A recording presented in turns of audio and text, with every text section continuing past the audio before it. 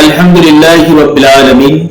প্রিয় বন্ধুরা, ইসলামের দৃষ্টিতে চুক্তি পূরণ, প্রতিশ্রুতি রক্ষা ও অঙ্গীকার পালন করার গুরুত্ব সম্পর্কে কোরআন এবং সুন্নাহর আলোকে কয়েকটি কথা তুলে ধরছি। মনোযোগ সহকারে শুনবেন, আপনাদের দুনিয়া এবং আখিরাতে কল্যাণ লাভ হবে। আল্লাহ তাআলা পবিত্র কোরআনের সূরা ইসরায় বলেন, আর প্রতিশ্রুতি পালন করো, নিশ্চয়ই প্রতিশ্রুতি সম্পর্কে কৈফিয়ত তলব করা হবে। সূরা নাহল আয়াত নম্বর 91-তে বলেন, তোমরা যখন পরস্পর অঙ্গীকার করো তখন আল্লাহর অঙ্গীকার পূর্ণ করো। সূরা মায়েদায় তিনি বলেছেন, হে ইমানদারগণ, তোমরা চুক্তি সম্পূর্ণ করো। আল্লাহ তাআলা আরো বলেন, হে বিশ্বাসীগণ, তোমরা যা করো না তা তোমরা বলো কেন? তোমরা যা করো না তোমাদের তা বলা আল্লাহর নিকট অতিশয় অসন্তোষজনক। সূরা আস-সাদ আয়াত নম্বর 2-3। এ ব্যাপারে রাসূল সাল্লাল্লাহু আলাইহি ওয়াসাল্লামের হাদিস থেকে দুটি কথা শুনি। হযরত আবু হুরায়রা রাদিয়াল্লাহু তাআলা আনহু থেকে বর্ণিত, রাসূল সাল্লাল্লাহু আলাইহি ওয়াসাল্লাম বলেছেন, মুনাফিকের চিহ্ন হলো তিনটি, যথা 1. কথা বললে মিথ্যা বলে, 2.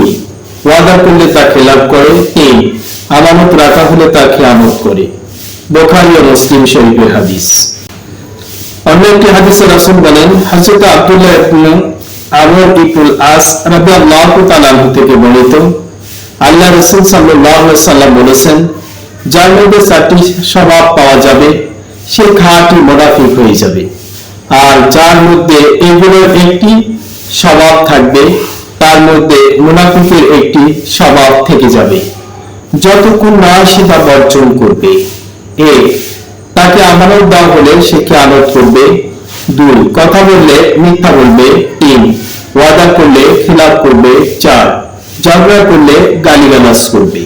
অন্য একটি হাদিসে রাসূল সাল্লাল্লাহু আলাইহি সাল্লামের সাহাবী জাবের থেকে বর্ণিত, তিনি বলেন, রাসূল সাল্লাল্লাহু আলাইহি সাল্লাম আমাকে বললেন, বাহরাইন থেকে মাল এলে তোমাকে এতটা এতটা এবং এতটা দিব। অতঃপর বাহরাইনের মাল আসার পূর্বেই নবী করিম সাল্লাল্লাহু আলাইহি সাল্লাম মারা গেলেন।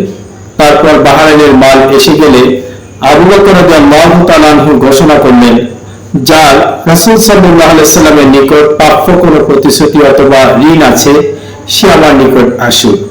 ঘোষণা শুনে আমি জাবের তাকে বললাম, নবী করিম সাল্লাল্লাহু আলাইহি সাল্লাম আমাকে এতটা মাল দেওয়ার ওয়াদা করেছিলেন। অতঃপর তিনি আজলা করে আমাকে দিলেন, আমি তার গুণে 25 পেলাম। তারপর তিনি বললেন, এর দ্বিগুণ আর নাও। এই হাদিস এবং কোরআনের আয়াত থেকে আমরা শিক্ষা লাভ করতে পারি, প্রতিশ্রুতি দুনিয়াতে বাস্তবায়ন করতে হবে। মুনাফিকি করলে আল্লাহ মাফ করবে না। মুনাফিক